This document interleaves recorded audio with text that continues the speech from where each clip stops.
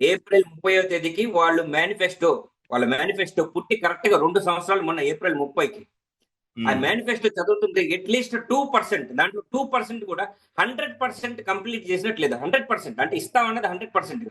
3,000 నుంచి 4,000 రూపాయలు మీరు ఇస్తామని చెప్పారు పెన్షన్లు వృద్ధులకి.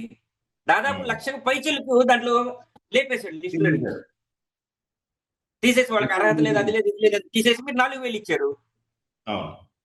తర్వాత అమ్మ ఒడి కింద అప్పుడు గతంలో ఏదైతే 2,000 రూపాయలు కట్ చేస్తే వ్యంగ్యంగా మాట్లాడినటువంటి నారా లోకేష్ ఈ రోజు వీళ్ళు ఇచ్చింది కూడా 13,000 రూపాయలే. ఇంట్లో ఇద్దరుంటే ఇద్దరు ఇస్తామని చెప్పారు.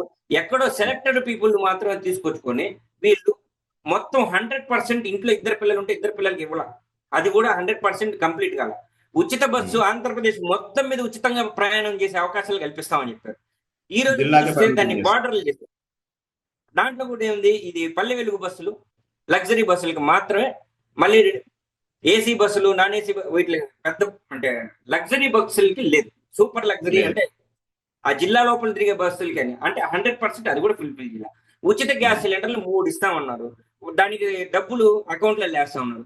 తీరా చూడపోతే 1-2 సిలిండర్లు 2 సంవత్సరాల్లో అందింది 1-2 సిలిండర్లు. తర్వాత ఫీజు రియంబర్స్మెంట్ బకాయిలు ఇంతవరకు చెల్లించాలా. తర్వాత ఆరోగ్యశ్రీ 3,000 పైచిలకు కోట్ల ఆరోగ్యశ్రీ చెల్లించాలా. ఈ రోజు పక్క రాష్ట్రాల్లో లేనటువంటి పెట్రోల్ డీజిల్ కొరతలు మన ఆంధ్రప్రదేశ్ లో కనిపిస్తుంది. ఇవన్నీ కూడా ప్రజలకు మంచి చేసే వ్యక్తి అయితే పవన్ కళ్యాణ్ కంటికి కనిపించాలి కదా. పవర్ కోసం కాదు ప్రశ్నిస్తాం అనడం అనే ట్యాగ్ లైన్ తో పార్టీ పెట్టినటువంటి వ్యక్తికి అది కనిపించాలి కదా. నాకు పవర్ కాదు ప్రశ్నించడం ముఖ్యం. బడుగు బలహీన వర్గాలందరూ సుఖంగా సంతోషంగా ఉండాలంటే నేను ప్రశ్నించాలా. ఈ రోజు నేనే మళ్ళీ అందరికీ చెప్పుకుంటున్నాను, నేను ప్రతిపక్షం, నాకు ప్రతిపక్ష హోదా వచ్చింది, 22 స్థానాలు నా దగ్గర ఉన్నాయి కాబట్టి ప్రతిపక్ష హోదా. మరి ప్రతిపక్ష హోదాలో ఉండి 2 సంవత్సరాలుగా మీరు ఒక్క ప్రశ్న అయినా సరే ఈ ప్రభుత్వాన్ని ప్రశ్నించారా?